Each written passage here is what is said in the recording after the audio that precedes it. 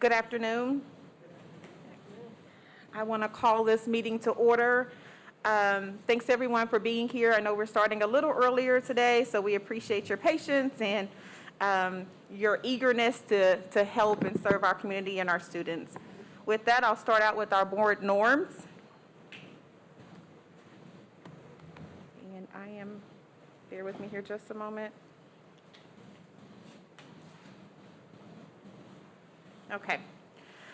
We agree to respect differences of opinion in making decisions for the district, to follow best practices in managing the superintendent and the management of the board itself, to stay on task when conducting business for the district, including while at board meetings, to never surprise the superintendent or each other when conducting official business of the district, to read these norms at the beginning of each board meeting and at board workshops as a reminder of how to conduct our meetings, to continually self-check to determine if we are following our board norms when conducting district business. And with that, Ms. Smith, roll call, please. Yolanda Clark. Yolanda Clark, present. Maxine Drew. Maxine Drew, present. Janie Humphries. Randy Lopez. Randy Lopez, present. Wanda Brownlee Page. Wanda Brownlee Page, present. Rachel Russell. Rachel Russell, present. Dr. Nguyen. Thank you. Thank you. Board, I'd like to entertain a motion to amend our regular agenda. This is to remove item D under section 9. Additionally, remove item C under section 10. So moved. Can I get a second, please? Second. Thank you. Yolanda. I'm sorry, what was the last one? Sure. It is section 10, item C. Okay. Thank you. Apologies, can you repeat so 9D and 10C? So 9 under new business, letter D. And then C under executive sessions, letter 10. Good. All right, so we have a motion and we have a second. Ms. Smith, can you do roll call, please? Yolanda Clark. Yolanda Clark, yes. Maxine Drew. Maxine Drew, yes. Randy Lopez. Randy Lopez, yes. Wanda Brownlee Page. Wanda Brownlee Page, yes. Rachel Russell. Rachel Russell, yes. Dr. Nguyen. Thank you. And now, board, I would entertain a motion to accept our amended agenda. Moved. Second. Ms. Smith, roll call, please. Yolanda Clark. Yolanda Clark, yes. Maxine Drew. Maxine Drew, yes. Randy Lopez.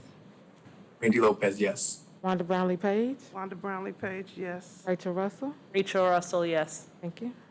Thank you. All right, so first up on our agenda are our executive sessions. I would entertain a motion for the Kansas City, Kansas Board of Education to recess to executive session.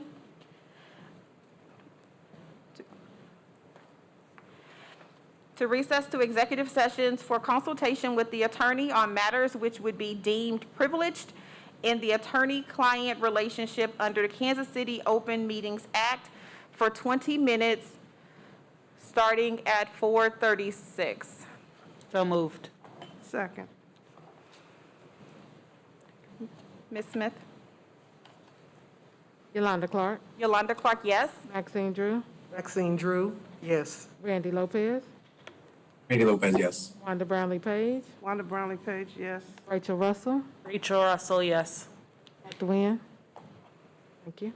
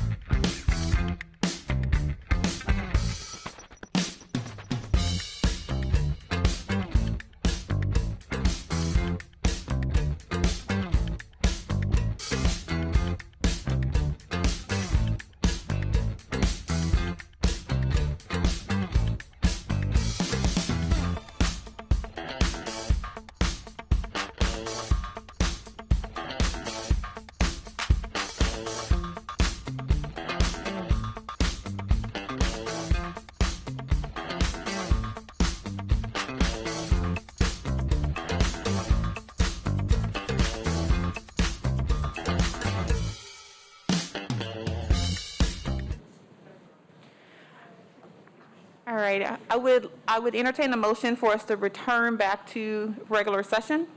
So moved. Second. Ms. Smith? Yolanda Clark, Yolanda Clark, yes. Maxine Drew, Maxine Drew, yes. Randy Lopez, Wanda Brownlee Page, Wanda Brownlee Page, yes. Rachel Russell, Rachel Russell, yes. Dr. Nguyen,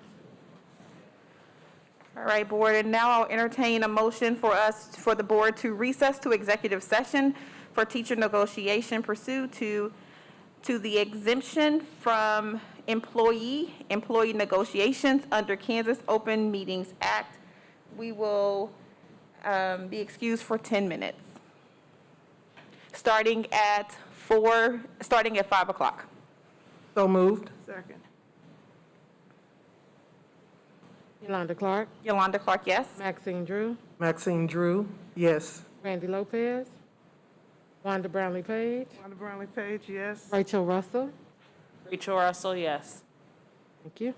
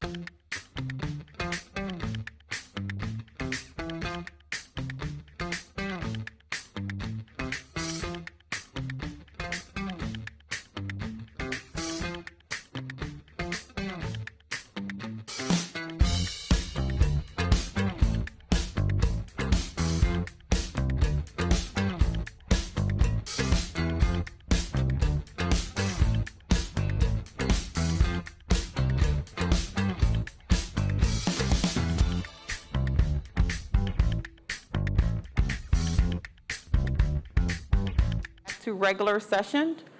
So moved. Second. Thank you, Ms. Smith.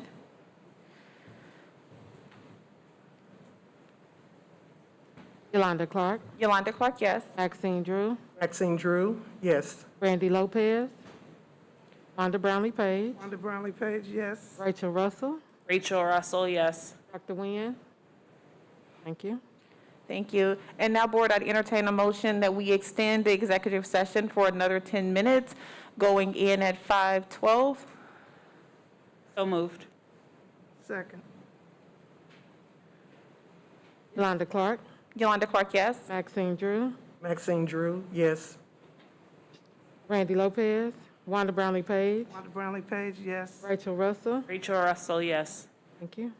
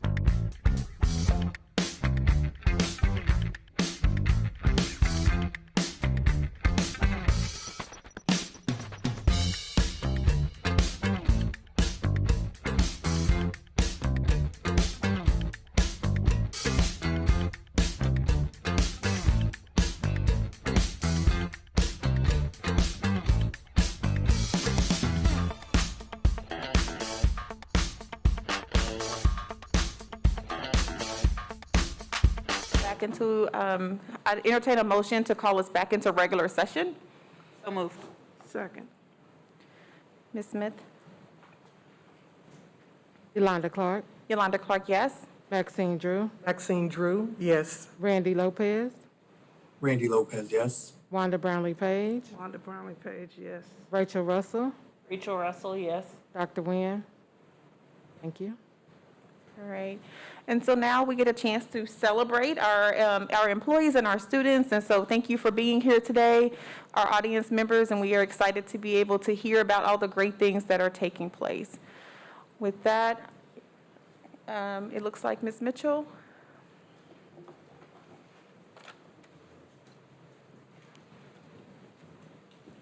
Good evening, everyone. Good Here evening. again to talk about our Employee of the Month.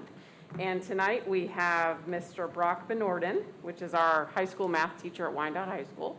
If he could join me up here at the podium. And Mary Stewart, if you want to come on up, and then anyone else that you brought with you, feel free to come on up as well. So we want to congratulate Brock. He was nominated by another teacher, Matthew Fearing. And Matthew just wanted to nominate him as a good example of someone who has not given up on his students. A particular group of students that are a little bit difficult, and he has tried different teaching techniques over and over and finally found one that has seemed to stick well with the employee, or not employees, I'm sorry, it's Employee Appreciation Week, so my brain is employees. Sorry, students. And so in reading the nomination, it seems that you are able to give more one-on-one attention to the students and still run the classroom, and you're seeing great results. So just wanted to give him a congratulatory Employee of the Month for his work there. And I have your plaque behind me. And if Mary, if you want to say anything, you can. You don't have to. Well, I just want to say congratulations to Brock. Brock is a fine example of perseverance and sticking in there and working with the students and not giving up. And that's what it's all about. And he also represents so many fine teachers at Wyandotte High School and across the district who are doing the same thing. And it is Appreciation Week, and we appreciate Brock, and we appreciate all of our teachers. Yes. So thank you. Can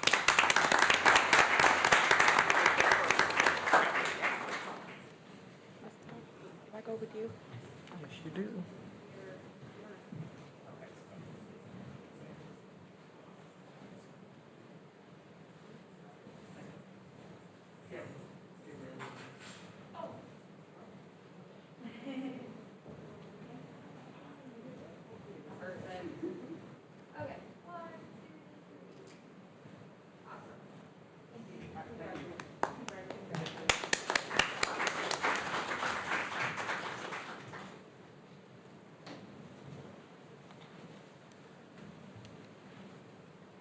All right. And next up, we have Mr. Linkus.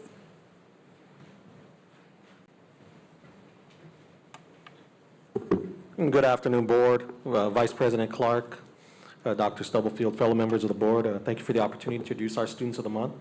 We always get a little bit of excitement and get to see the reason why we're here and see them up here walking around and hopefully taking some pictures with y'all and having a great time. So we're going to go ahead and get started with our ECE Student of the Month. They unfortunately could not be here with us tonight, but their teacher and principal are.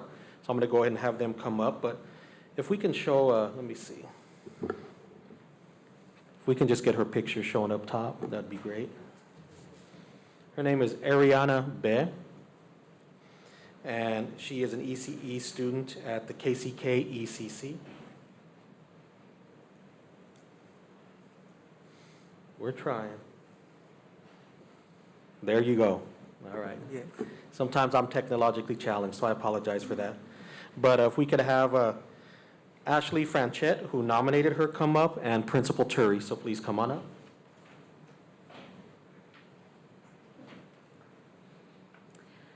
So I nominated Ariana, and Ariana is kind to all students in her class. She's a leader among her peers. Ariana is excelling in her academic skills and can often be found teaching her peers during center time. A recent example is when she was practicing counting with a friend using her fingers, and the friend got stuck on 3. So Ariana found a poster in that area that had 3 dots on it and said, "Remember, we just did this. 1, 2, 3." She is patient and always willing to help her friends, whether it's counting practice, opening their milk, or reminding them what task we are currently doing. She is a true delight to have in our classroom and at KCKPS.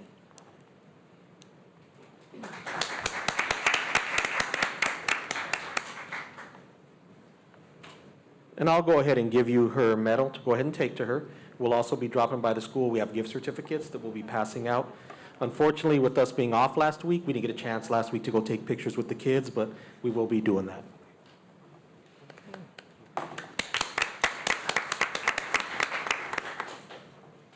Our next winner is from New Stanley Elementary. It's Cheyenne Bannister. She's in 5th grade. She was nominated by teacher Andrea Madrigal, and Principal Ares is also here with her. So Cheyenne, if you want to, I know Cheyenne is here, I believe. If you'll bear with us and be a little flexible. Ms. Cheyenne is a little too shy to come up in front, but if you see her there, she is there with her mom.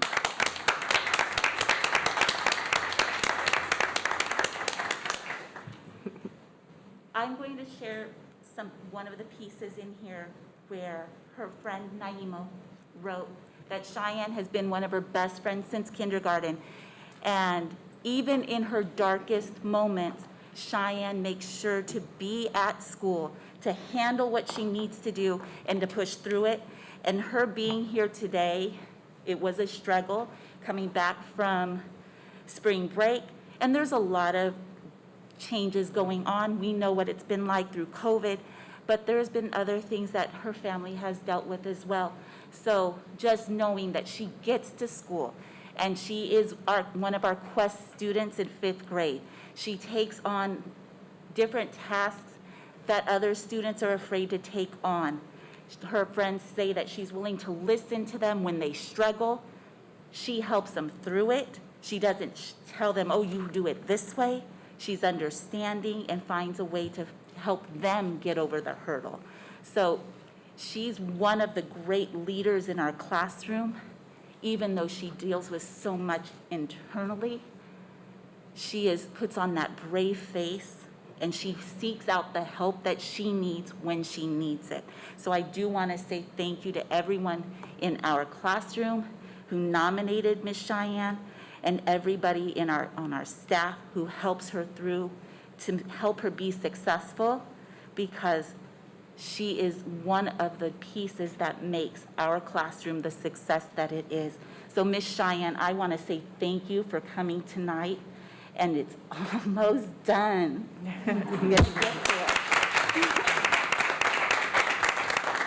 So, And since Cheyenne is a little shy, I'll go ahead and give the medal to her teacher, and they'll be able to give this to her.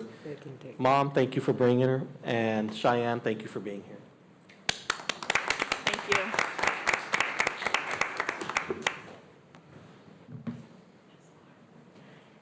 Sure. Cheyenne, And Mom, over here in the corner. yeah.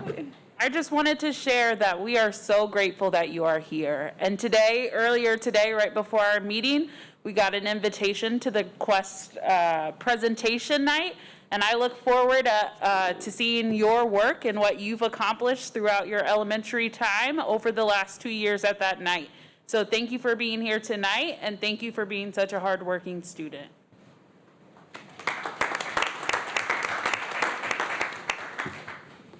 Thank you very much. Our next student we want to honor is Jaylyn Barnett, who's an 8th grader at Eisenhower Middle School. He was nominated by Assistant Principal Kyle Joyce. Mr. Joyce is here as well, so if you want to come on up, Mr. Joyce, and if you want to come on up with him.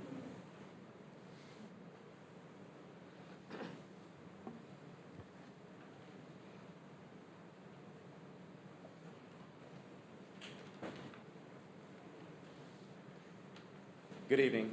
Good evening. I have the pleasure to introduce Jaylyn Barnett for Eisenhower Middle School's Student of the Month. I feel like I have a unique perspective for Jalen, being his assistant principal and athletic director. He has grown as an individual from day one here at Eisenhower Middle School. Unfortunately, like most middle schoolers, I watched him make some poor decisions early on, but Jalen has persevered since those days. Very nice. Jalen is an incredibly gifted and talented student athlete at our school. Those few struggles that we had early on didn't define him. Together, Jalen and I, we have had so many discussions about what he needed to do to be better. Some of these discussions came with some tears. Some of these discussions pushed him outside of his comfort zone. Each discussion, however, that we had, I knew that he heard me, but I often wondered when he would apply what he heard. In the winter, I saw the change. He signed up for basketball, and everything came together. It was real beautiful to watch. He worked very hard for his grades, his team, his teachers, and his family, who's here today. I don't speak for them, but I feel that Jalen's success is because of his phenomenal family that he has behind him, working together with his teachers, administrators, and coaches. Jalen's positive behavior was and still is on full display throughout the school. Multiple teachers were sending me emails throughout the day about random acts of kindness that Jalen would do throughout the day. His increased motivation, his work ethic, and behavior that modeled that of an example student athlete for our district. Talking with teachers, staff, and administration, we all believe that Jalen has had the biggest turnaround in behavior, academics, and attitude than any other student on campus this year. We are so very proud of the model student that he has become and always knew that he could be. I look forward to his continued success at Eisenhower and beyond. Thank you.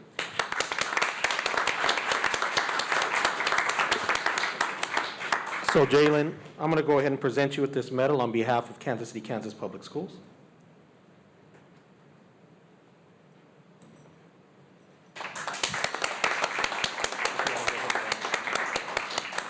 And if the family, if you guys want to come stand up here, you can also take some pictures while we get those as well.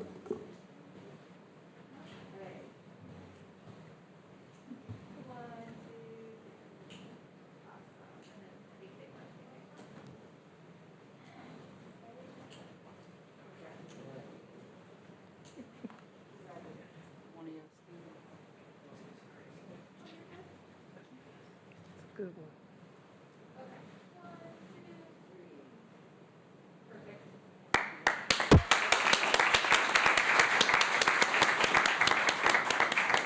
Thank you very much, and Jalen, once again, great work and congratulations.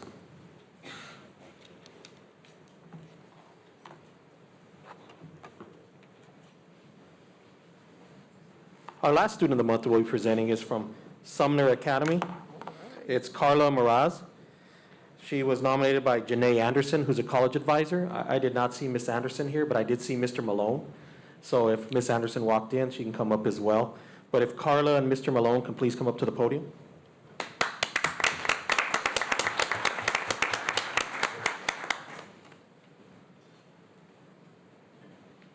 That is clearly an old picture of Carla. I think we've got to update our student information system there. But, so lots of things happen today at the high school. Actually, Carla's been down at Wichita State all day doing her orientation, which I'll talk about in a second. And Miss Anderson, our college advisor, took a group of kids to K-State and were delayed coming back. So I was going to be here anyway, but I want to read what Miss Anderson wrote specifically around Carla. So Miss Anderson is currently working as our college advisor at Sumner. When she first met Carla in August, right away she noticed how motivated and prepared she was for wanting to attend college. If I didn't say already, Carla is a senior this year here at Sumner Academy. From there, Carla and I, Miss Anderson, met at least once a week to discuss college applications, scholarships, and answer any other questions that Carla may have. She's put in numerous hours mapping out and applying for scholarships, and that hard work has paid off. She is awarded the Full Ride RUD Scholarship, which gives a full ride, food, dorm, all 4 years to 4A State and 4A State of Wichita State. She'll be going to Wichita State on that full ride next year. Yes. Yes. So today, she was down there with the RUD Scholars. It's also just a great program that offers a lot of mentorships for the students as well. So she went down there today for kind of that meet and greet. It was the press release for the RUD Scholars and meet some of the other RUD Scholars that were going to Wichita State as well. So she's taking that scholarship to Wichita State where she's going to choose a path in the medical field. Carla, myself, Miss Anderson, the admin, the teachers, we're all very proud of Carla. Carla is a product of KCK, a product of Sumner Academy, and just some of the great things we have in our district. So congratulations, Carla.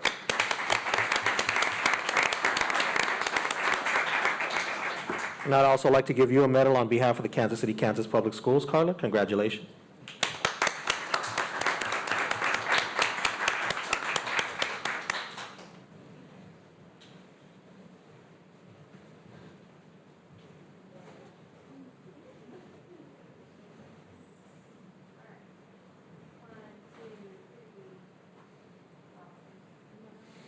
I think Mom's taking a picture, yeah. Good job.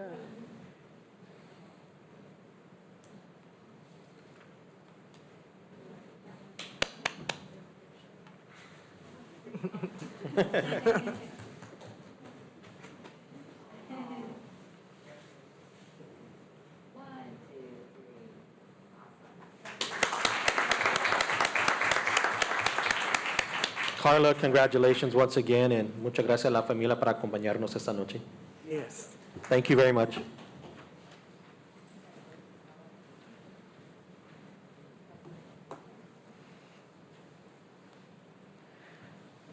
All right, so next on our agenda, we have our community comments. We do not have any community comments as of today. Just a reminder to our public that if you would like to get on our agenda, those comments, we request those comments to come in no later than noon, the day prior to our board meeting, which majority of the time our board meetings are on Tuesday. So just a friendly reminder of that. You would speak with our board clerk, Ms. Smith, and she would provide the topic and she would get you on the agenda.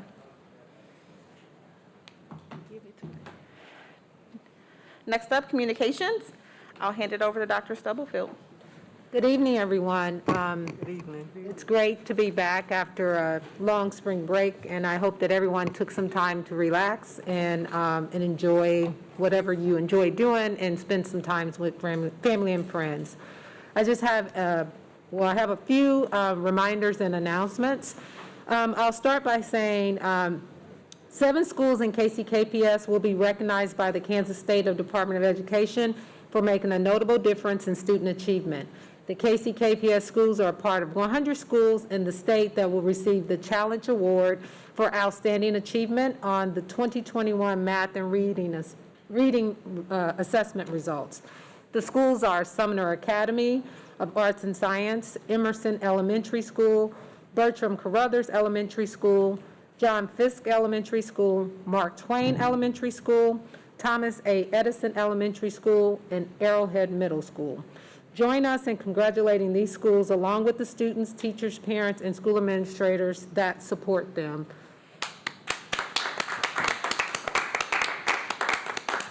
All of these schools will be recognized at the April 26th board meeting by Janet Waugh from the State Board of Education. So again, congratulations to each of those schools. KCKPS has been awarded $6,000 from the funders of the staff of the KC STEM Alliance for our STEM education project this academic year. The project supports the implementation of Project Lead the Way launch at 7 elementary schools next year. I want to thank all our schools for their hard work and commitment to our students and teachers, and to the KC STEM Alliance for this partnership and providing our students with a valuable learning experience. KCKPS also will receive funding for the Head Start programs next year. The district's successful beginning Head Start program will receive $2.4 million, and the Family Conservancy Head Start will receive $1.6 million. These Head Start programs work daily to emphasize children's cognitive, social, and emotional and physical development. Children that participate in Head Start programs receive benefits that appear immediately and last a lifetime. We are grateful for the invaluable benefits that will come from this grant, which will provide our children access to early education services. I want to thank Representative Sharice Davis and our own Dr. Valdenia Nguyen and all the legislators and representatives who support our students and families in public education. This Saturday, the district is hosting a certified career fair on March 26th. Be ready to network with our building leaders from 8:30 to 9:30 and interview on site for your next career step from 9:45 to 12:30 p.m. Walk-ins are welcome. You can apply online at career.kckps.org. If you can't make it in person, please RSVP for a virtual interview. Check the district's website for contact information. This is just a reminder, the Board of Education established a name change committee consisting of staff, community members, students, parents, and members of the Board of Education. The Fairfax Group Renaming Committee is holding an upcoming meeting that will discuss a possible name change from Fairfax Learning Center. The program has moved from Fairfax to the former White Church Elementary School. This meeting will be held on Wednesday, March 23rd, beginning at 5:30 p.m. This is just to let everyone know, this evening we will hear a report from the University of Kansas, who conducted an environmental scan that included several responses from focus groups, surveys, parents, students, principals, central office staff, alumni, and community groups. You will hear the results from the response of this environmental scan, and in part of that, part of the recommendations, you also will receive from me some information around organizational changes to align our strategic plan, KISA goals, and our goals moving forward. These organizational changes are directly aligned to what the recommendations that are coming forth, and we'll share more information on Friday in our What's Happening in KCKPS biweekly newsletter. I do also just want to remind everyone that we have gotten lots of questions around if we're moving away from requiring masks. When we last checked our status based off the CDC guidelines, Wyandotte County is still in high, so therefore our masks will continue. If that were to shift, we would send out communication indicating what our status around masks being optional for our employees and students. But as of today, Wyandotte County is still in the high level. And finally, I just want to say thank you to all of our employees as we celebrate Employees Appreciation Week. Well, we appreciate each and every one of you and what you bring and offer to our district on a daily basis. Thank you. Thank you. So I would like to echo Dr. Stubblefield and again say thank you for everything that you do. We know you pour your hearts and your souls into our students and staff. Again, just very appreciative for the time that you spend. Board members as well. All of us spend countless hours making sure that we are serving our community and our students. Additionally, you'll see that I am not Mr. Lopez, and so we want to extend our condolences to him and his family as they are experiencing a loss, and so that's why I am facilitating today. So you are in our thoughts, Mr. Lopez. Also, we are missing Miss Janie Humphreys. I do not want to recreate her message, so let me read it. Ms. Humphreys is just saying, hello, she had a routine surgery for her back over spring break, and will be down for just a few weeks. As you can only imagine, it's very hard for her to rest and follow doctor's instructions. However, she is staying home to heal. She will be excited to catch up next month and excited for all of the new learning opportunities that are happening this spring. So thank you, Ms. Humphreys. Take your time, heal, and rest up. With that, anything from the board? All right. Moving forward, I will entertain a motion to approve the consent agenda. So moved. Seconded. Any questions, comments? Second. Thank you. Any questions, comments? All right, Ms. Smith? Yolanda Clark, Ms. Yolanda Clark, yes? Maxine Drew, Maxine Drew, yes. Randy Lopez, Randy Lopez, yes. Wanda Brownlee Page, Wanda Brownlee Page, yes. Rachel Russell. Rachel Russell, yes. Thank you. All right. Next up, we have our board updates. So I'll turn it over to Dr. Stubblefield. Okay, the first item under our board reports is for the University of Kansas to present their preliminary findings from their environmental scan. Dr. Rick Ginsberg will present to us, and he may introduce anyone else that is presenting with them. I will say the findings that he is showing, we will make available to the public after his presentation today, so it will be available on board docs for the public to review. Well, thank you for having us today. It is really a pleasure to be here. I'm a little humbled to be at the podium right after you recognize your student all-stars and your inspiring, dedicated teachers. And that really is what it's all about. So thank you for having us today. As Dr. Stubblefield mentioned, we're presenting our preliminary findings today. There's a lot of detail in this report that we will be getting to you in a couple of weeks. But we wanted to get you where we are. We'll fill in with any data that you may, questions that you may have. We also want to recognize that we know there's a lot of challenges that your district is facing nowadays. And of course, our state legislature is passing laws and things that, potentially passing laws and things that may present more challenges we don't know. And so we present this to you understanding that there's a context within which you operate that is beyond what we're talking about. But as I said, we'll get you the full report in a few weeks with plenty of details. And let me go ahead and walk through this with you. We had a great team. It included a number of fairly recently left former educators, state commissioner, principals, teachers, a number of pure scholars. We had a good number of research assistants. I do want to mention that Dr. Diane DeBacker from the team is here in the back along with Dr. Kelly Thomas. And any hard questions you ask, I will turn to them to answer. So we'll be in pretty good shape. We did a lot of work in a relatively short period of time. We had on the surveys that we administered, you can see the numbers up on the screen. We had over 3,100 total participants. That's a huge number. Just to put it in perspective, when they poll around elections, they do a couple of hundred out of tens of millions. So this is a big sample here. We had 711 open-ended comments to our surveys. We read each and every one of those. We interviewed over 100 people. We had tens of pages for each one of those interviews, and so it's a lot of data for us to go through. We looked at a lot of other data, reports that you already had collected. I'll go through some of this as we go through this. We certainly looked at reports that you were able to make available to us about the district along with KSDE data.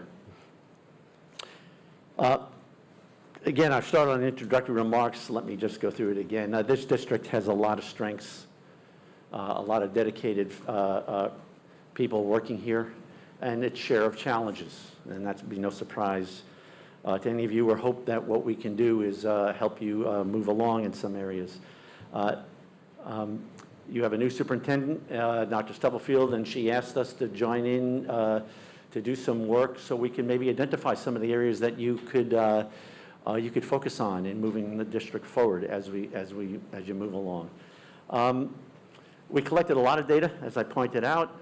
The focus is to try to get you to improve academic performance, improve administrative operation, to make it a more exciting and better place to work, et cetera, et cetera, et cetera.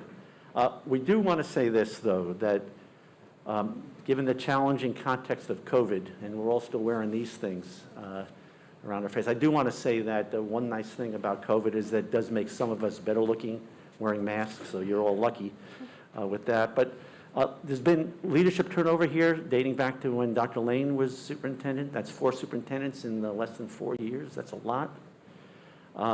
Lots of stress placed on the system because of that and the great challenges with COVID. But there were a lot of positive views about this district, and I think it's a real testament, and we all thought this, to the dedication of the staff and the quality of personnel that you have in this district, and that really bodes well for the future of Kansas City, Kansas public schools. We have 10 findings, so let me get through those as quickly as I can. The first one I just focused on. You have a very proud community and a dedicated staff. We heard again and again and again the pride that this district has and the diversity that it represents. I'm going to say this now, I'm going to say it again. There is no district in the state of Kansas that has the diversity that this district has. And frankly, any comparisons to other districts is probably unfair. The alumni of this district displayed a great deal of pride. We talked to people who had gone to school here and people who got to school here and came back to work here. The pride was really outstanding. You don't always get that, I think, in school districts. All groups associated with the district expressed a great desire to serving the student population that you serve and to help them succeed. And we met with a good number of community groups, and they are very supportive of where the district is headed and of your work as a board as well. So all of that was really positive from our perspective. Our second finding, there is what we labeled as cautious optimism about the current administration. Let me explain that, if you don't mind. There's a lot of support for the direction of the district leadership now, and they appreciate Dr. Stubblefield's approach, the going out and the town hall meetings and things like that. A lot of excitement about that. But let's be honest, there has been a lot of turnover. And then you add that to the challenges associated with COVID. There is some doubt about the new leadership, Dr. Stubblefield's longevity. That's a long-winded way of saying people are scared that she will leave. And why wouldn't they be, given what's gone on over the last couple of years in the superintendent's office? Move on to the next one. We found that there were issues with the district's focus, with the integration of varying and multiple initiatives, and the clarity of roles and responsibilities across the district. There are a lot of reforms that are underway within the districts, and a lot of these are positive. There's a lot at the local school level, and there's a lot across the district. Many of the district-wide initiatives we found are not particularly well known or fully implemented and need follow-up. Indeed, the MTSS Education Resource and Initiative Directory identified 478 distinct efforts in effect right now. Now, to be fair, that sounds like a huge number. That includes all the efforts at the local schools as well. So, but the reality is there's too much going on. Too many initiatives coming from the central administration. We'll talk more about that in a little while. What we also found is that there's not a lot of integration of all the reforms into a cohesive strategic plan. We'll talk about the strategic plan in just a minute. Strategic priorities, the strategic plan aren't particularly well aligned with the strategic plan framework. So when we read it, we had a hard time figuring out, okay, you have this framework and that's academic oriented, but the strategic plan doesn't really mention that, and so how that integrates was something that we found problematic. The roles and responsibilities for those leading district-wide reforms were unclear to those at the school level. We heard a lot of people say, we don't know who to call to contact if we need help with X, Y, or Z. So that's our finding around clarity and integration. We found that, and I alluded to this, a real lack of familiarity regarding the strategic plan. We'll give you this data in the report. Suffice to say that a lot of people were not aware of the strategic plan. None of the groups that we surveyed had over 50% of them actually knew the strategic plan. A strategic plan won't be successful if more than half of the people don't know what it is. I mean, there's no other way to put it. District administrators of the groups we surveyed were most skeptical about the strategic plan, and they're probably the ones that knew it best. There have been efforts, and your board has been a part of this, of monitoring the strategic plan. You'll remember the Greenway Strategy Group has done some workshops and work with you. There are other efforts, such as the KCKPS accreditation process underway, really interesting work by the National Center for Urban School Transformation. But all of those things are going on, and they're not particularly well coordinated. And then truth be told, COVID it was a game changer. So certainly some of the priorities have had to have changed. And so that maybe some of the prior comments are a little bit unfair given that context that things have changed. We found that there were what we call organizational and climate quandaries. This district has a long history of service and performance and dedicated staff and community support. This district serves a very diverse student population, and as you well know, many of these students require supportive teaching and learning efforts. All that said, we want to point out that trust levels are particularly low, we think, in the district, especially about the central administration. There was a real lack of clarity regarding some of the roles centrally and who is doing what and where do I go if I need help. We mentioned this already. The turnover at the senior administrative levels is a continuing concern.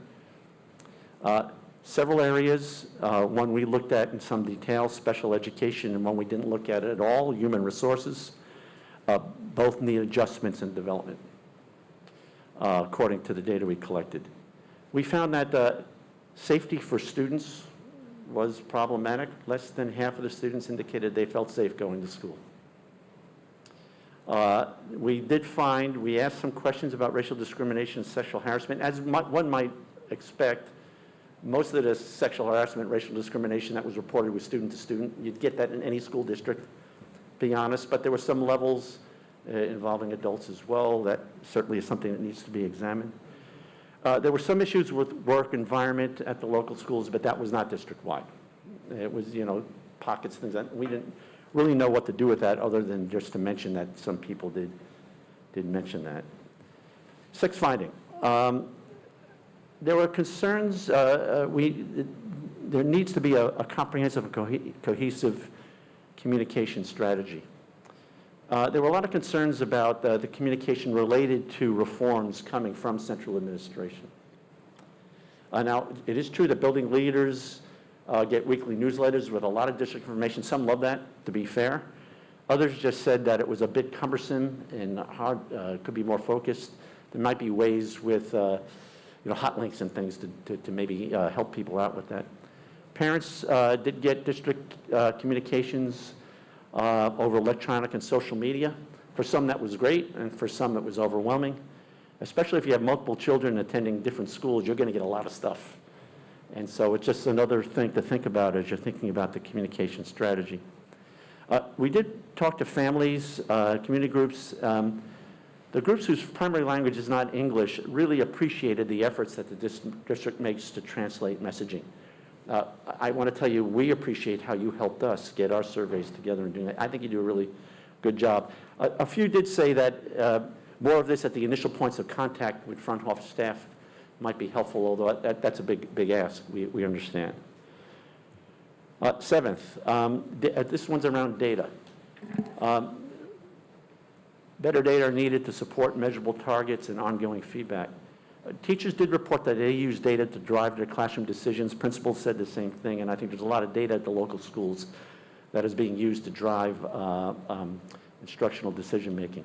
There is a lot of optimism about some of the recent improvements and changes around, for example, the adoption of FastBridge through the state and the Atlas protocol that you're using to help people with data. So there was some real optimism with this. What we did find, though, was reports about the quality of data being provided being somewhat inconsistent.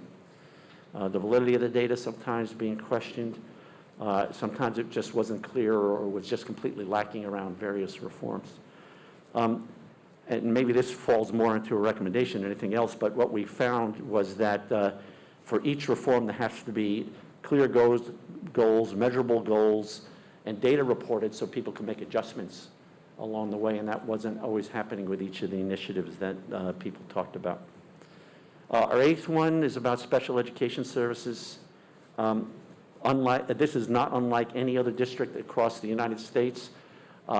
Teacher shortages and turnover is a real problem in special education. There are real staff turnover and shortages. So this includes not just teachers, this includes probably paraprofessionals, it includes speech-language pathologists and the like. You struggle like everybody else does here. District personnel were consistent in their message that special education services are problematic in the district. We did hear a lot that they really appreciate the people that they get, but that there's just some problems that need to be addressed. There seem to be some trust and communication issues between the district administrators and special education teachers related to the service providers, and that was an issue that was fairly potent. We heard that they think that there's some fear that there are some compliance issues with federal regulations around special education services. And some questions were raised about the value of participating in the Wyandotte County Special Education Cooperative. And what this was about was you all give a lot and have a lot of people, and the others in it, I think it's Piper and Bonner Springs, get a lot of service, perhaps for what the input is. We don't know that. But there were some questions raised about that. There were a couple of targeted areas that we were asked to look at. So real briefly, we were asked to look at early release. Here we report numbers. There was support across almost all constituents. 90% of students liked it, probably to be expected. Almost 2/3 of teachers and certified staff. Almost 2/3 of parents, about 57% of teachers and certified staff. Almost 2/3 of the building administrators, district administrators, a little less than 50%. So there was a lot of support for it. There were some questions raised, though, about the prescriptive nature of the time. In other words, you have to do this with this time. We have a recommendation about that we'll share in just a minute. We think that the district deserves to have a series of appropriate districts to be compared with. There is no district in the state of Kansas that resembles the makeup of Kansas City, Kansas across any of the relevant variables that affect education: enrollment, demographic makeup, socioeconomic status, etc. This makes it difficult and probably misleading when the comparisons are made that show that KCK is here and other people are here. And then finally, we were asked about the adequacy of technology. Everybody seemed to agree that they had adequate technology to do the job, but less than half of the teachers, building administrators, and district administrators reported that teachers get adequate training to actually utilize the technology that the district provides. So more professional development is needed on the technology side of things. Our last finding, we have 2 slides, and this is around performance measures. And this is just pulled off of Kansas Department of Education data. And here what you see is the name of the district and the percent of free and reduced lunch. So if you look in the first column on the left, you see that KCK, this is diverse districts across the state of Kansas, the most diverse districts across the state of Kansas. KCK has the highest percentage of free and reduced lunch. That presents a series of challenges for the district in working with the students. If you look at the percentage of black students, the percentage of Hispanic students, the percentage of white students, there's no district that even closely resembles the makeup in Kansas City, Kansas. Graduation rate, though, KCK is on the bottom end, ACT scores on the bottom end, and level 3 and 4 in the Kansas State assessments, KCK is on the bottom end. But what we want you to understand is that when you pull it out of comparing KCK to districts that are not like KCK, and you look at districts that are like KCK, you get kind of a different picture. So what we went and did is we went to a data warehouse called the Stanford Education Data Archive. And what they've done at Stanford is they've taken state tests and kind of normed them to the NAEP scores that every district takes so that you can compare district to district on test scores. And we tried to find mid-sized cities like Kansas City, Kansas, that had a socioeconomic makeup much like KCK in terms of percent of free and reduced lunch. We looked at the demographic makeup in terms of percentage of black, Latinx, and white students. We looked at percentage of students on special ed and things like that. And we actually found some mid-sized cities that resemble KCK. 3 of them happen to be in Connecticut. One of them is in Texas. And we'll talk about that, the recommendation here. But if you look at this graph here, you see that the red line is the national norm. And then you see this dotted black line. This is on math scores. KCK moves off the bottom to the second to the top here on these math comparisons.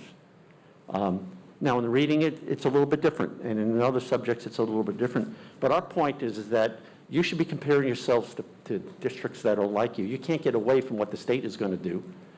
But for your own purposes, looking at this and finding outliers and maybe learning more that you can do might be really helpful to you.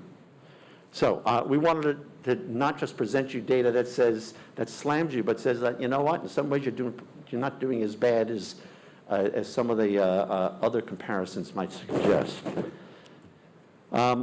We offer a bunch of multiple recommendations across 4 thematic areas. I'm not going to go into them in much detail. We'll do that in the report, but let me just share them with you. The first one are targeted changes that can make a difference. Let's try our best to keep this administration intact and give them the time they need to succeed. Change takes time.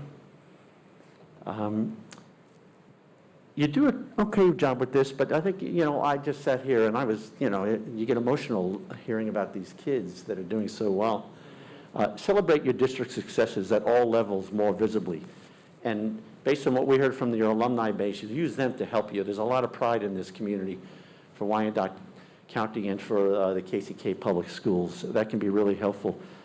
Based on what we saw, we thought that early release makes sense to continue. We've talked about it as a defined autonomy use of time, that maybe you direct the time, some of the time be used for certain things, but give the local schools some time to work on things that they need to work on as well. Certainly, as I mentioned earlier, professional development on the use of technology should be provided to personnel when you give them stuff to use. And then finally, here's the districts that we found that we thought were similar. New Haven, Connecticut, very similar in size, very similar in all of the variables that we looked at. Bridgeport, Connecticut, Hartford, Connecticut, and Tyler, Texas. There may be others. We did a relatively quick scan to try to find things, and it's hard to find things that are exact, but these districts are pretty close on all of those variables, and you can learn from one another when you're dealing with similar kinds of issues, we think. Second recommendation, the theme, is around what we call alignment and focus. You need greater focus and integration of your reforms across several areas. You don't really have a viable organization chart of all the central administrators and offices that spells out what their clear roles, responsibilities, and perhaps significantly, people in the district don't know who to go to get what answer. That's the access point there. We actually think, we didn't say it here, we think that you got to right-size the administration. But you can't right-size the administration until you have an organization chart that shows what you have. And you can decide where perhaps you need more strength and perhaps where you have too much. More isn't necessarily better. We think that you should limit the number of reforms and initiatives the district is implementing at any one time, and certainly have all the reforms guided by a clear theory of change. We couldn't find that there's a theory of change driving what you do. Implementation is hard unless you have a guide theoretically as to how you're going to get to the end point. So that really would be helpful. We think you need to integrate all the reforms into a cohesive plan for the district. Maybe it's a revised strategic plan. Maybe it's attached to the KISA accreditation plan. Maybe it's someplace else. But the district needs a functional guiding plan. And please make certain that the guiding documents align with the teaching and instructional priorities of the district. I mean, that's got to be what the focus is. And then finally, in this one, I mentioned it earlier, any reform has to have clear goals, identified targets, identified measures of performance, and feedback so that the people know if they're doing it right or doing it wrong, so that they can make adjustments. And that seems to be lacking across almost all of the, perhaps not all, but most of the reforms that we heard about. So that's a part of this alignment and focus. Third, this one we call building the culture. You've had the challenges of frequent administrative turnover, and again, COVID-19. You have challenges that a lot of districts don't have of meeting the needs of a very, very diverse student body that all combine to having a culture that you want to breed success for all. So we understand that. We have multiple recommendations within each of the areas. I'm not going to go into a lot of detail here, but the first one we call building a culture of trust and safety. I think trust needs to be built in this district. I mean, part of that, quite honestly, is having a superintendent in place for a while. And that will, when there's a lot of bouncing around, it adds to the cynicism that so many people have about how things are going. And so, but a culture of trust, that means you got to share information. That means when you're building reforms, you give the teachers voice and agency, and helping the community voice and agency in building those things. You need constant feedback. One of the groups that we talked to just talked about two-way communication. I'm going to get that, but feedback loops. And that has to include data and then instruction on how you can improve in doing that. Think about taking a test that you got a C on, and there's no comments. How do you get better? You can't. You need to be told what you got right, what you got wrong. Administrators and teachers, districts need that as well to be successful. Let's see. For students, I mentioned there was less than half of the students said that they felt safe going to school. The adults in schools all felt safe. That wasn't an issue. We were asked to ask some questions about racial discrimination, sexual harassment. Again, some of the findings weren't surprising to us in that when that was at a higher level, it was student-to-student kind of work. But the students did indicate, we asked the question about how often did adults recognize bullying in the schools. I don't have the exact percentage in front of me, but it was small, like maybe 25% of the adults. So, I mean, there are issues with safety for students as well. We did not ask the question about adults. We asked about adults and racial discrimination and adults with around sexual harassment. We didn't ask about who this was happening to, whether students, whatever, so we can't really comment on that. But those are at far lower levels than at the student-to-student kind of thing. But any levels of that is something you should pay attention to, for certain. The second one we call building a culture of ongoing two-way communication. Here, I mean, let me go back. One thing that we are going to talk about is in the report is we think you need to do, you may be doing it already, we don't know this, climate surveys amongst students and amongst employees would be really helpful in getting a sense of these issues of trust and safety and things like that. You have the data, you know what you can do with it. If you don't have that, it's a little bit hard to do. Building a culture of two-way communication. Anytime you implement a new reform, you should have a communication plan built into it so that teachers don't have to, or building administrators don't have to try to figure out where to go to get help and things like that. Ongoing information being fed back, that's the kind of thing that really would be important here, and we'll have much more detail on that in the full report. And then finally, around culture, it would be great if the district could build a culture of data use, ongoing measurement and ongoing feedback. Again, clear measurable goals, data coming back. Again, just think about that student again. Until you get feedback and you know what you're doing right or wrong, can you make any adjustment in your practice to get better, right? Same is true here. One of the groups we talked to kept talking about what is needed here is two-way communication. We need more two-way communication, this way and this way, or this way and this way, all at the same time. The last recommendation, we have 2 slides on this. We call this transformation required. Special education needs attention. Again, we don't have the details of the cooperative, just we think it should, the relationship should be looked at anyway. There are staffing shortages, retention issues, work overload is a big, big, big issue in the special education space. We think that the superintendent's office should, maybe through some kind of committee or something, but should take a look at this and come up with plans for addressing it. There are trust issues between the leadership in the special education offices and the staff. They worry about how are their concerns being addressed. Again, this may be something the superintendent's office could address through some kind of committee assignment. Because of the questions about compliance, we don't know how real those are, but there should be a compliance monitoring system in place so that you know that you're meeting the guidelines around special education. And there were a lot of complaints about new systems being put in place and not a lot of professional development on how to do it. An IEP system, for example, was brought up as one example. So when new systems are implemented, you got to train, much like with the technology. You give new technology, you got to train people on how to use it. We did not collect data on the human resources. We understand that, I think it was the School Boards Association did a report for you. We don't know anything about that report. All we wanted to report to you was issues with human resources came up again and again and again.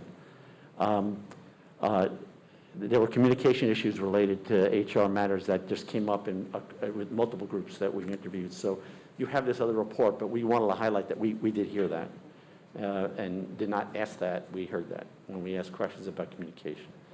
So with that, I will stop. Again, we will have a very detailed report with an executive summary available to you in a few weeks with probably more data than you will need in the appendix, but and certainly will always be available to answer any questions after we get you the report and to work with you in any ways that we can to help you move this forward. Let me stop to see if anybody has questions, Anna, or if you have time for that. So I guess my question is, what are next steps, or like, how do we plan to compare outcomes in a few years? Like now we have this information, we've surveyed people, what can our community expect from us next? And by community, I mean staff, everyone. So the first thing is we're waiting the full report to get specific details, but some of the preliminary findings, specifically around organization and roles and responsibilities, as well as human resources, information will be forthcoming to address those two larger issues within this week. HR, more details probably in another week or so. The other component that we will initially be able to address is, as our KCKPS team, some of the findings that they shared around lots of initiatives, no overlap between the strategic plan and those kind of things. We internally have been reviewing that, and we'll be able to provide that to the board in the public as we were looking at our fourth year and the feedback that we got last year for our outside visitation from KCKPS. So I would say within the next month, as we have to produce those reports, we'll be able to communicate that. In regards to communication as well, the communications team has started to work on a strategic plan. We have talked about, right now, some of you know, we have two forums for communication, Bright Arrow and Flyer Connect. We have announced that we will just move to one system. So some of those things we'll be able to articulate in a better fashion as we stop doing things and launch our new website in July to address some of the easy navigation. So those are the technical pieces. As far as the academic side and the goals, the schools have, we have streamlined the school improvement process. We just need to clean up and stop some initiatives. But I will say this, that as we stop doing things and as things change, you will hear complaints, because something that we're stopping is somebody's favorite thing, right? And which is probably how we got to this place with so many things. But we do have to narrow our focus and be clear on the data that we are collecting and clear on the systems that we are using. I personally noticed that we do have some duplication, so there will be some things that go away And some people will be excited about it, and other people will think it's the worst thing that we can do. But we'll continue to work with the University of Kansas as they provide information to us, and make sure that on our website and how we communicate with our parents, that they will know and understand, like at the end of preschool, what my child be able to know and be able to do, and if they can't, here's how we'll support it. So those kind of things we will build out, but as Dr. Ginsburg has shared, those things do take time. And so we're just asking for grace around as we are taking our time, and some things will happen more swiftly than others, but we can prioritize what we're doing and how it will happen. But the first step, long answer to your question, will be, I think one thing that will help people is clarity around the organizational structure, and who does what, and then our communication systems will be the first step.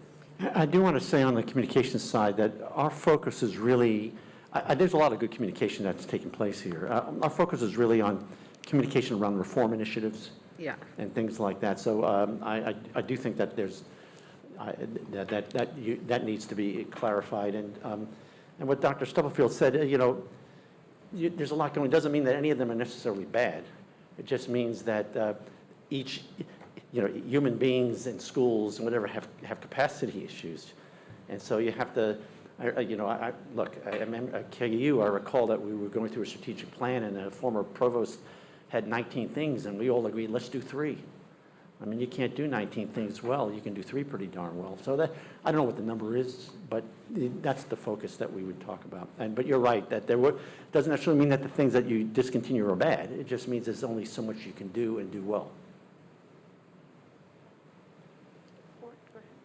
First of all, I'd just like to thank you, Dr. Ginsburg, for presenting the information to us and to help us to fully understand that it's going to take active engagement from all stakeholders, not just the board, not just the staff, but the community as well. And we have to start at a level that everybody can be open and be honest and recognize that it's going to take all of us working together. So again, I just wanted to formally say thank you. This is a direction in which we know we're going to be able to move and then bring about some type of success.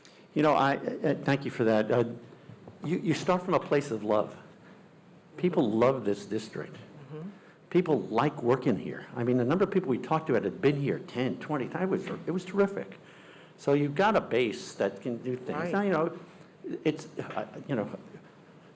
a lot of issues wasn't under your control. You couldn't have done COVID. Nobody expected to have 4 superintendents in 4 years, right? Nobody did.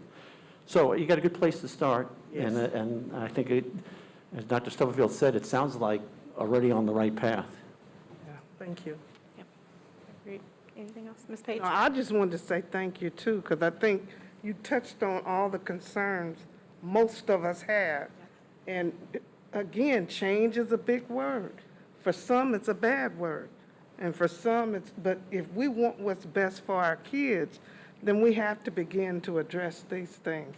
And we're moving in the right direction. Yes. You made us take an honest look at ourselves. Yes.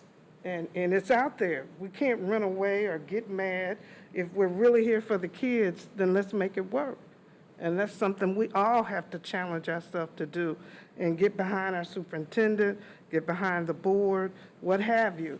We're not going to all agree, but we do have to agree on the one thing: we're here for the kids. And again, thank you, because this sums it up. Yes. You couldn't have said it any better. Thank you. All right, any other comments or questions?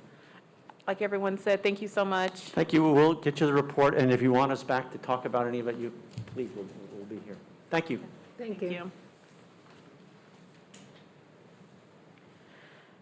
Next up are our board updates and approvals. Board, as a reminder, these are things that should have been brought to us before. And so tonight we are asking for approval as we go down the list of different items. Dr. Stubblefield, am I? The first item is the approval of the proposal for the purchase of the comprehensive curriculum resource for early childhood and pre-K, as submitted by Darcy Swan, Director of Curriculum and Instruction, and Dr. Megan Cook, Director of Early Childhood and Dr. Judith Campbell, Associate Superintendent of Leadership and Learning, and is recommended by myself, Dr. Anna Stubblefield. Make a motion that we accept the report as presented. Early childhood resource adoption. Second. Ms. Smith? Okay, I'm sorry, before you do that, Ms. Smith, any questions? I should have asked that. Comments? Okay, Ms. Smith? Yolanda Clark, Yolanda Clark, yes? Maxine Drew, Maxine Drew, yes. Randy Lopez, Randy Lopez, yes. Wanda Brownlee Page, Wanda Brownlee Page, yes. Rachel Russell. Rachel Russell, yes. Thank you. The next item is that the Board of Education accept the proposal for the Unite Private Networks for the Wide Area Network Fiber Optic Services as submitted by Wayne Cowell, Director of Purchasing, Dr. Ralph Turan, Chief Operating Officer, and as recommended by myself, Dr. Anna Stubblefield. So moved. Move to approve. Second. Any comments, questions? Ms. Smith? Yolanda Clark, Yolanda Clark, yes? Maxine Drew, Maxine Drew, yes. Randy Lopez, Randy Lopez, yes. Wanda Brownlee Page, Wanda Brownlee Page, yes. Rachel Russell. Rachel Russell, yes. Thank you. All right. Okay, the next item is the Board of Education accept the proposal for, is this the same item? It may be something that United Private Networks for Internet Access Services as submitted by Wayne Carell, Director of Purchasing, and Ralph Turan, Chief Operating Officer, and myself, Dr. Anna Stubblefield. So moved. Second. Okay.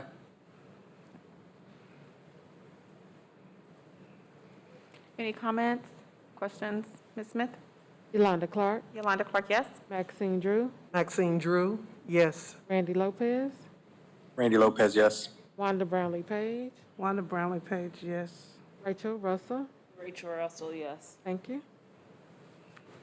The next item is in accordance with the requirements of the board policy DJED, bids and quotation requirements. This bid solicited contractors for asbestos abatement project at Bethel Elementary.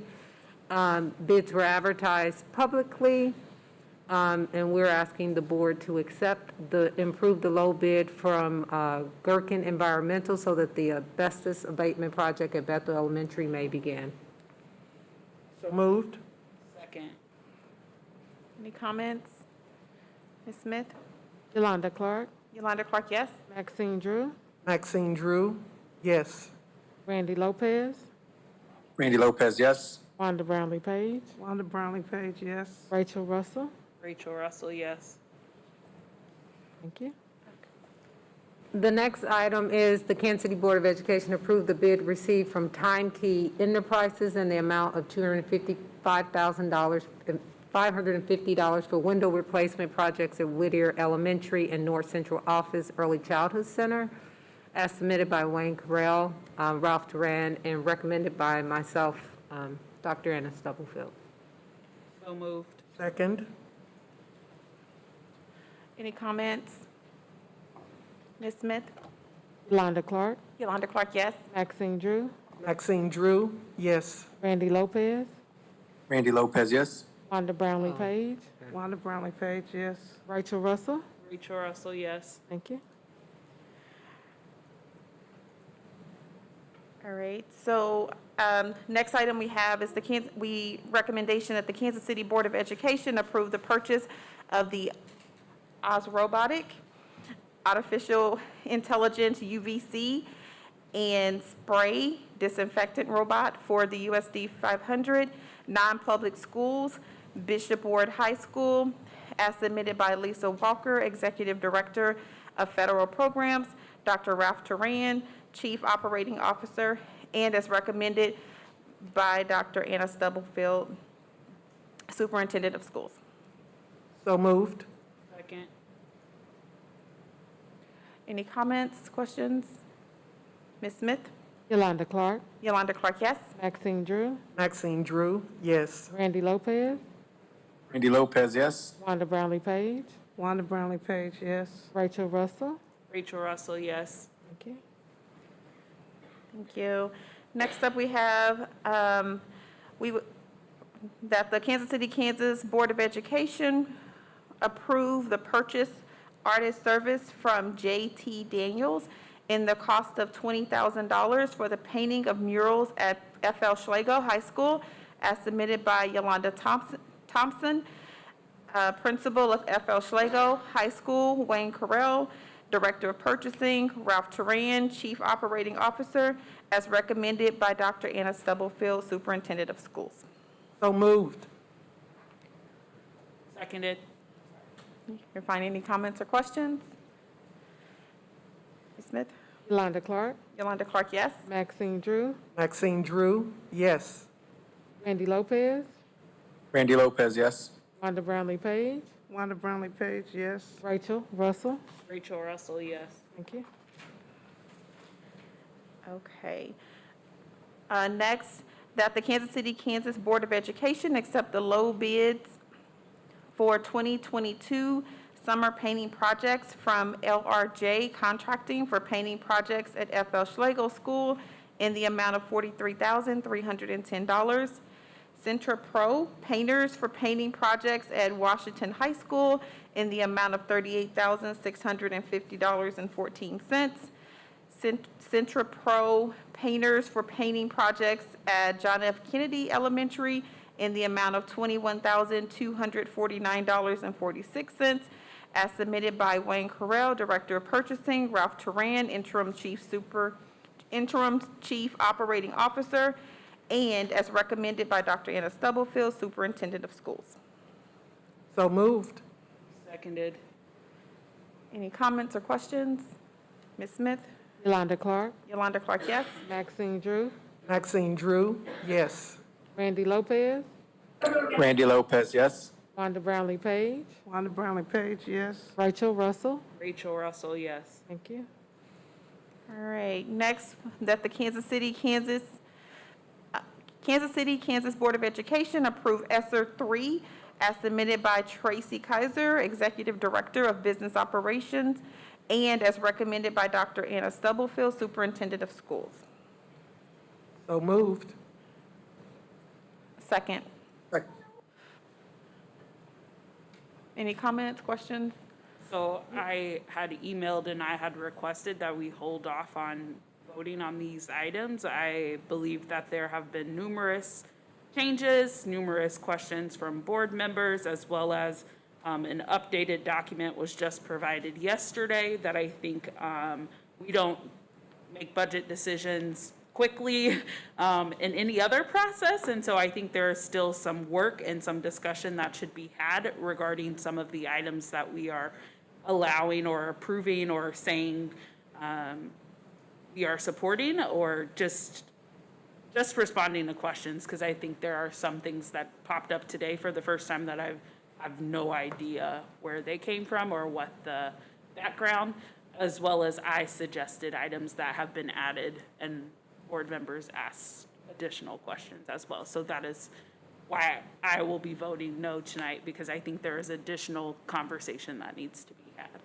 So I'll just add, before we go through and vote no, I would rather us not take a vote. I will share that all of the items that were on there have been discussed previously. There was nothing that board members shared with us in the document that you didn't share openly here.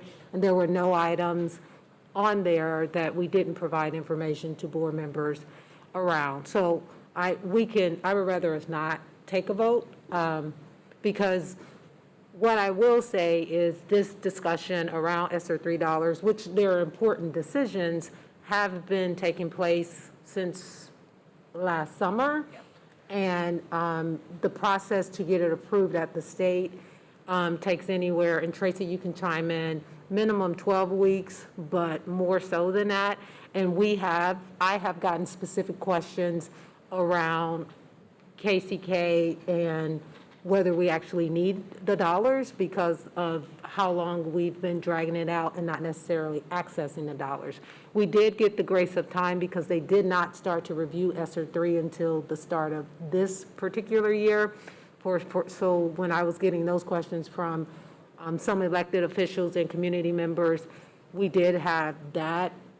The fact that they hadn't looked at ESSER 3 dollars on our side, but I will ask that if there are outstanding questions that we have not answered, that the board members, between the last time that we shared this and the time that we asked for feedback, some of the information we did not get back until the last couple of days, so we shared it out when we received it.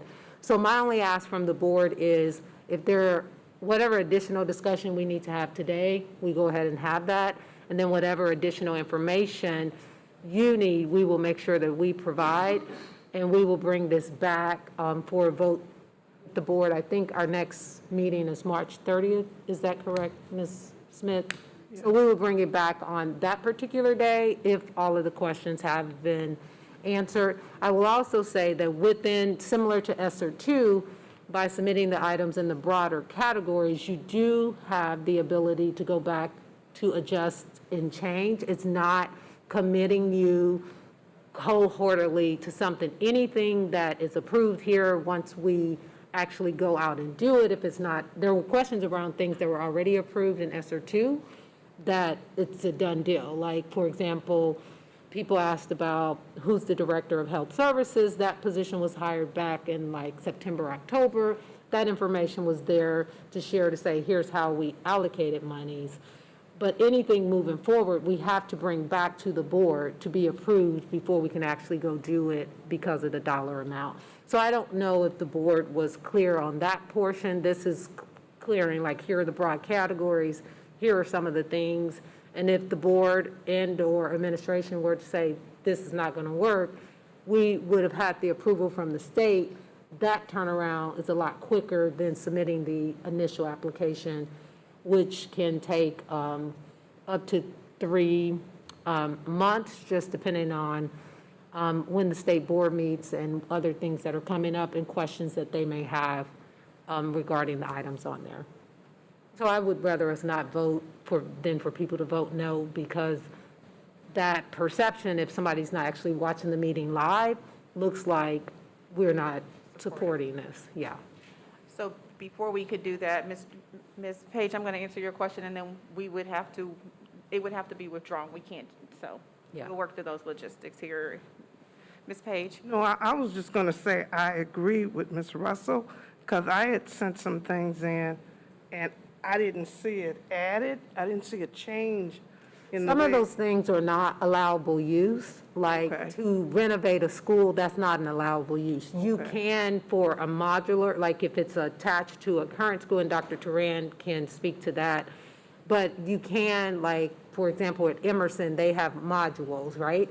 So that is a whole process in itself that you would have to submit, but we can't, like, just use the money to renovate buildings, or we can't use the money. It has to be COVID-related and directly to improving the learning due to the time that the students were out of school or didn't receive in-person learning during the pandemic when they weren't out, and or to improve the infrastructure, which, i.e. the rooftop units in schools, so that if another virus similar to that and or while we are still within COVID, it can create, a better environment for the students. But there are certain things we cannot do with the money, which those things we are not able to put on the list. And therefore, that's why they are not on there. Anything that was allowable, that was requested, was put on the list.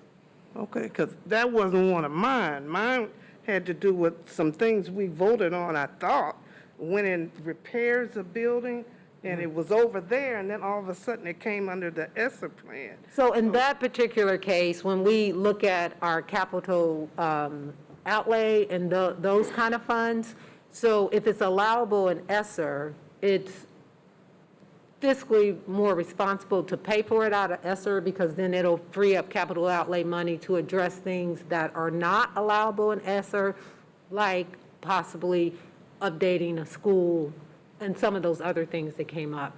So when we looked at, in particular, replacing like water fountains and bathroom things, all of those things are allowable, and if we can use the dollars now to do those updates, because it's directly to creating a more safe and hygienic environment for our students in all of our buildings, although some of the schools, they need to be repaired anyway, other schools need to be updated so that kids can have hand-free,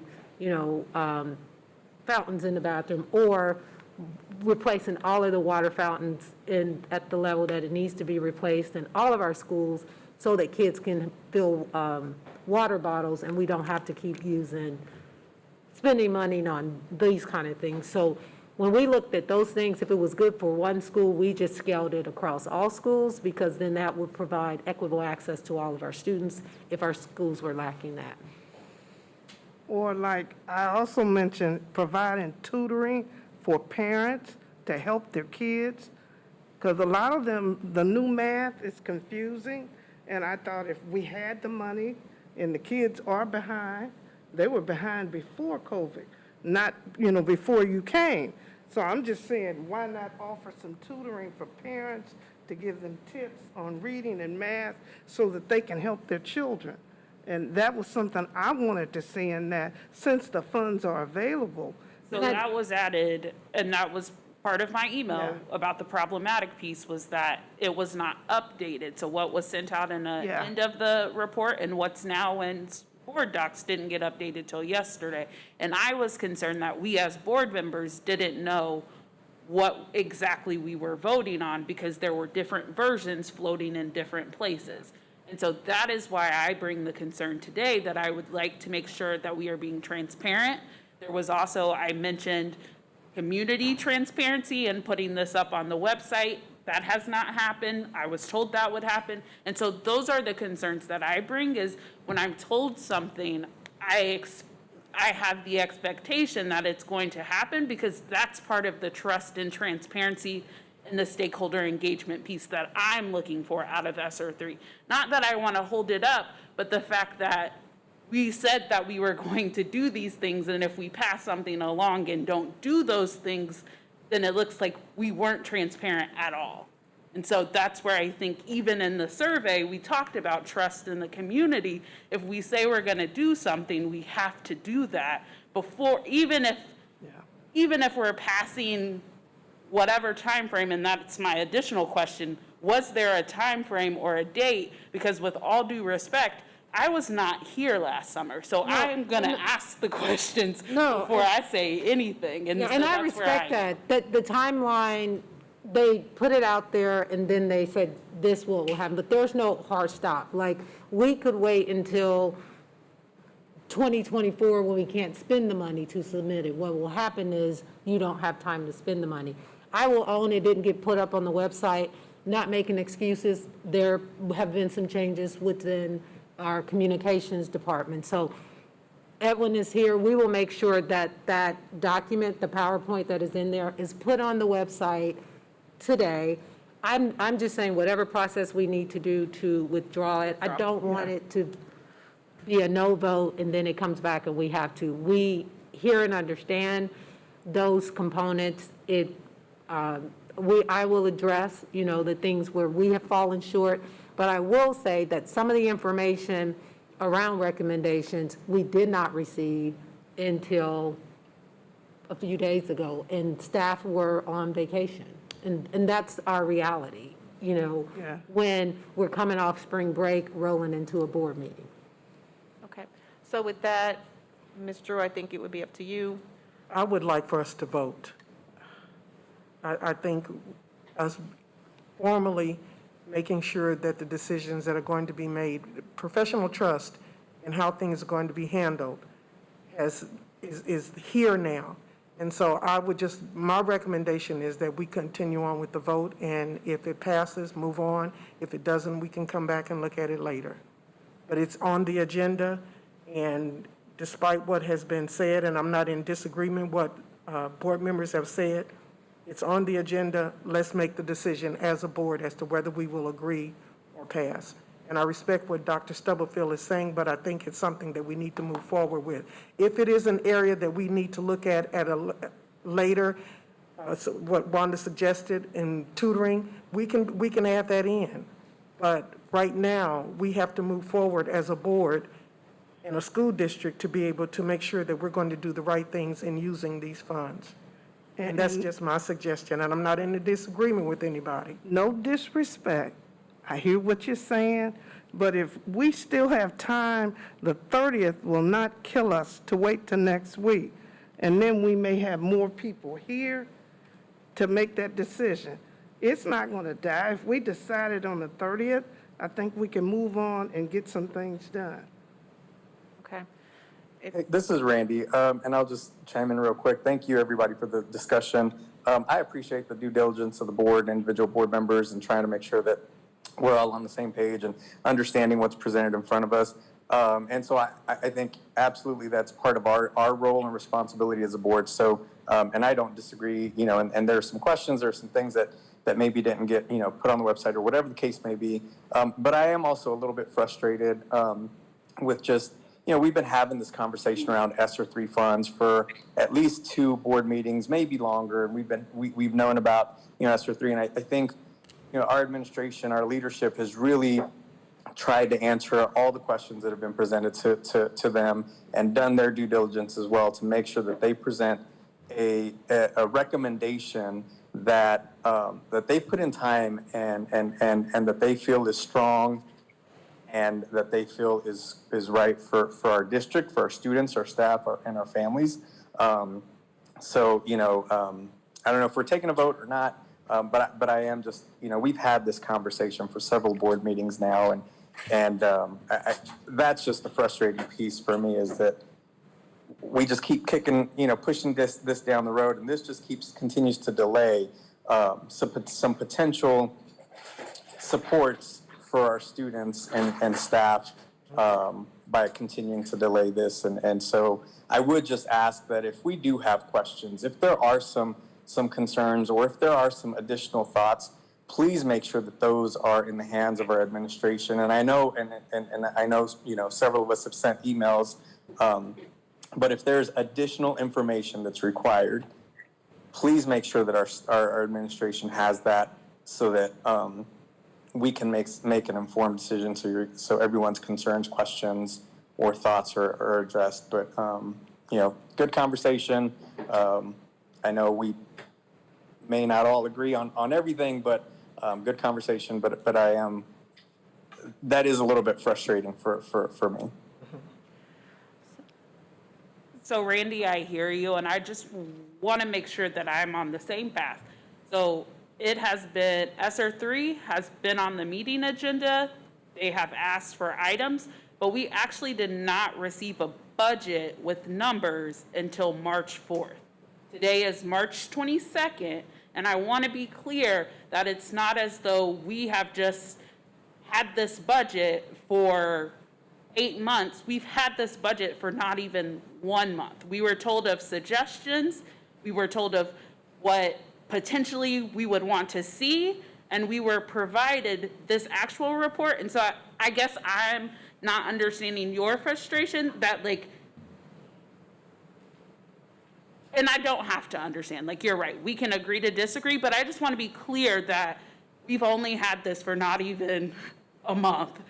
To look at the actual numbers and play with the numbers for less than a month. And I think that's my frustration, that we've had it less than a month, yet we're being pushed to make a decision right away without just being able to have questions answered. And we will sort through this and we can take this offline, but I guess that's my frustration, is feeling as though you gave me numbers on a Thursday a couple of weeks ago before spring break, and that's where we are now, so. So I just want to offer something because I don't want it to look like we're not on the same page. No, all of our experiences around this has been a little different.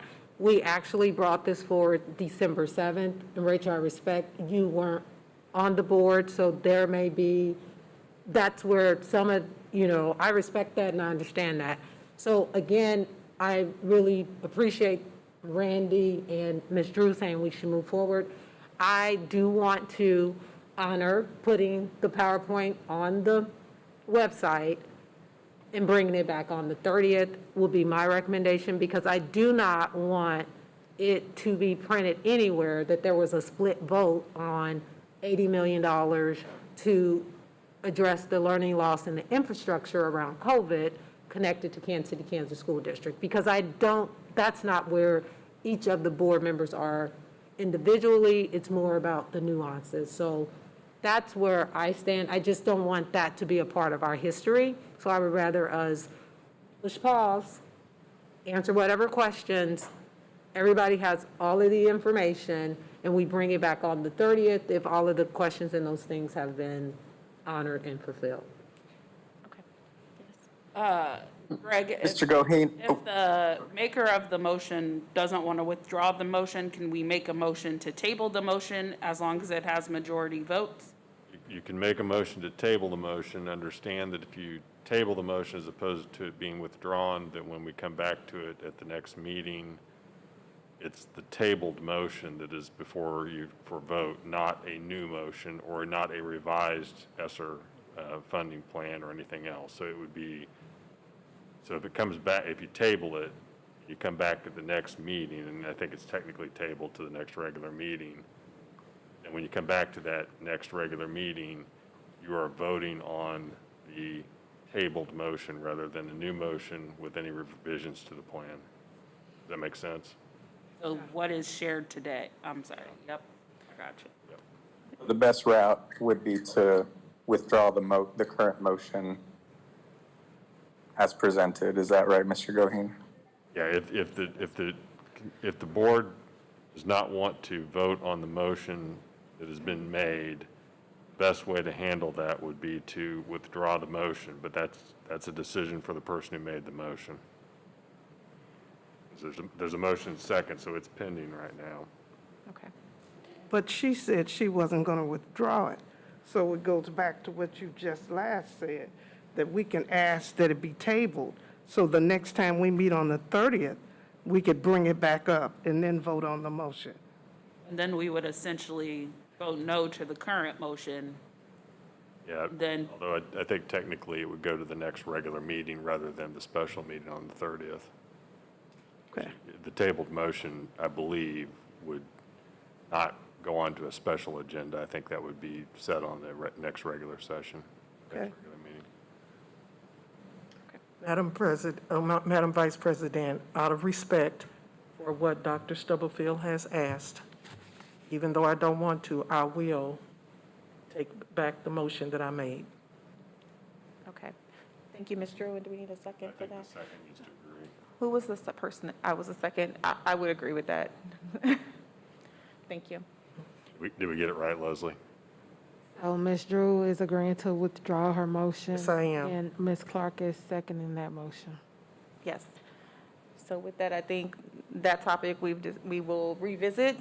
We'll put a date on that. Board members, as a reminder, I know you have some outstanding questions. If those questions have not been answered, maybe if you can be just a little bit more aggressive with making sure you're doing the follow-up. I'm not saying that no one did do follow-up, but just so we can get some answers and get this closed out. So thank you all for the healthy conversation. Lastly, we have the Kansas City, Kansas Board of Education approve the bond finance resolution as submitted by Tracy Kaiser, Executive Director of Business Operations, and as recommended by Dr. Anna Stubblefield, Superintendent of Schools. So moved. I second it. Any comments, questions on that one? With that, Ms. Smith? Yolanda Clark, Yolanda Clark, yes? Maxine Drew, Maxine Drew, yes. Randy Lopez, Randy Lopez, yes. Wanda Brownlee Page, Wanda Brownlee Page, yes. Rachel Russell. Rachel Russell, yes. Thank you. All right. Thank you. Now, board members, on to new business as a reminder. Madam Vice President, can we get a 5-minute break? Sure, absolutely. This is a good time, so. All right, let's reconvene at 7:02. That work? Okay. Thank you. Uh-huh.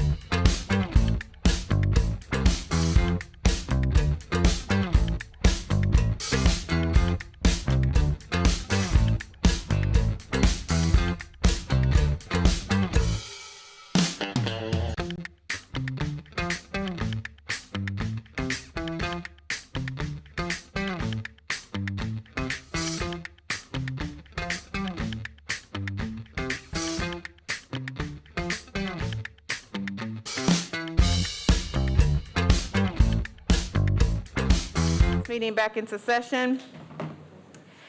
And we will pick up where we left off with our new business. As a reminder, new business, we're not requiring or asking for any votes or anything tonight. We know this is new information. It will come back to you for a vote at a later date. So with that, I'm going to turn it over to Dr. Stubblefield. Okay, thank you. The first item is an amended item from the last time when we talked about the book vending machines. This item is to purchase actual books for the elementary students.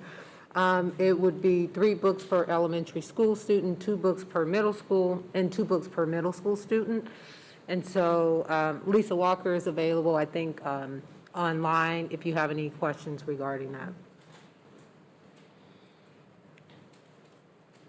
Questions? Board, any comments or questions?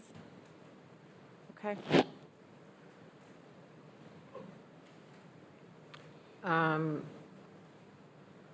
they need they vote on, it's just informational, okay. The next one is a bid for concrete repairs, as submitted by Wayne Carell, and it's just calling for bids at Noble Prentice, New Stanley, FL Slagle, North Central, Office, Transportation North, Stony Point South, Wyandotte High School, Central Middle School, Carruthers Elementary, John Fisk Elementary, and Eisenhower Middle School. And bids will be advertised in the district's approved publication on the district's website. And this project will be funded by capital outlay. Okay. No comment. Board, any questions? Okay. And the last item is, except for information, notification of posting a solicitation for boiler and associated component replacement projects at Argentine Middle School, Central Middle School, Rosedale Middle School, Washington High School, and Wyandotte High School, as submitted by Wayne Carell. Board, any questions? I have a Ms. question. Page? And you mentioned the areas that they would do, but what about the library and the boiler for that? Excuse the me, main Wanda, could you turn the speaker in front of you? Oh, I'm Thank you. sorry. What about the main library, the boiler? And Wayne I'm is sorry, I didn't ask this in advance, and I No. apologize. He doesn't have to give me an answer tonight, but until they decide what they're going to do, that is a problem. There is something wrong with that boiler. I think Mr. Carell is here. Talk to Mr. Clements and see what that is. Okay. Oh, he's on there. Oh, okay.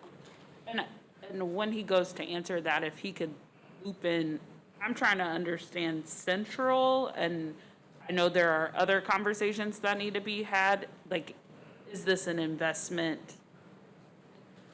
And I don't want to say worthwhile, because that's not the word I'm looking for, but if at a later date the board chooses to move Central, like, is this something that needs to be done right away based on Human and Health Services, or is this Central is a question I just have on the list of options? Well, and if I can address that, and actually, frankly, Doug Clements, good evening, everybody.